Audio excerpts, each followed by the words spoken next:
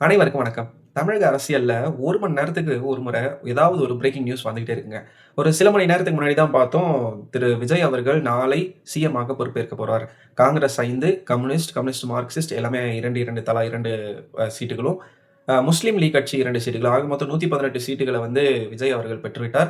So நாளை கண்டிப்பா சிஎம்மா பதவியேற்க போறார் அப்படின்ற நியூஸ் பரவலாயிட்டு இருந்தது.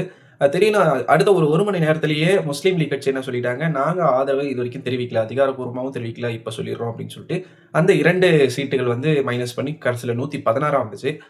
அதுக்கப்புறம் ஒரு 1/2 அன் ஹவர்ல என்னாச்சு, திடீர்னு விசிக தலைமையிலிருந்து நாங்கள் விஜய்க்கு ஆதரவு தர தெரிவிக்கிறோம் அப்படின்ற ஆதரவ தெரிவிக்கிறாங்க.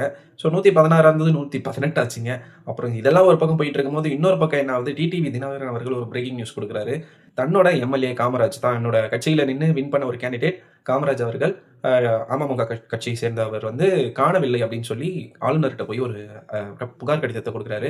அதுல என்ன சொல்றாருன்னா, தாவேகா அவர்கள் கட்சி அவர்கள் வந்து என்னோட எம்எல்ஏவ பணம் குடுத்து விலைக்கு வாங்கியிருக்கலாம் அப்படின்னு ஒரு புகார வந்து ஆளுநர்ட்ட குடுக்குறாரு. சரி பரவால்ல. இதெல்லாம் ஒரு நியூஸா போயிட்டு இருக்கும்போது, இன்னொரு பிரேக்கிங் நியூஸ் புதுசா ஒண்ணு வந்திருக்குங்க.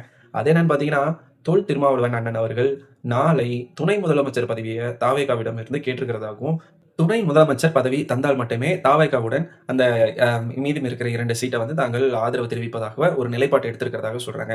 தொல் திருமாவளவன் அண்ணன் அவர்கள் இன்று மட்டும் கிடையாதுங்க. கடந்த அரசியல் உள்ள நுழைஞ்ச காலத்திலிருந்தே அதிகாரத்திலும், ஆட்சியிலும் பங்கு வேண்டும். அது எந்த கட்சி குடுக்குதோ, அதுல தான் தங்களோட பயணம் தொடரும் என்ற நிலைப்பாட்டை இன்னைக்கு மட்டும் இல்ல, பல வருடங்களாகவே இத வந்து தன்னோட நிலைப்பாட்டா வச்சிருக்காரு. அதே நிலைப்பாட்ட தான் இப்ப தாவேகாவிடமும் ஏற்படுத்தியிருக்காரு.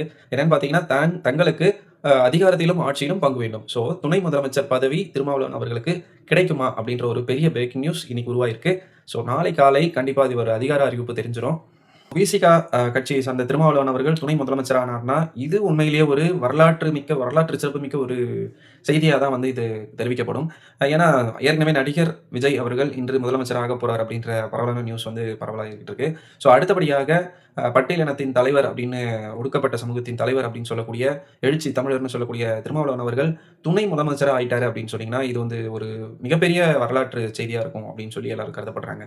ஸோ எப்படி பார்த்தாலும் 2026 அரசியல் களம் ரொம்பவே சூடு பிடிச்சிருக்கு. அதுவும் இல்லாம திருப்பு முனையாவே இருக்கு. ஒவ்வொரு நாளுமே ஒவ்வொரு பிரேக்கிங் நியூஸா இருக்கு. ஸோ 2026 அரசியல் ரொம்ப சிறப்பாக இருக்குங்க. பார்ப்போம் என்ன நடக்கப் போகுதுன்றத பொறுத்திருந்து பார்ப்போம்.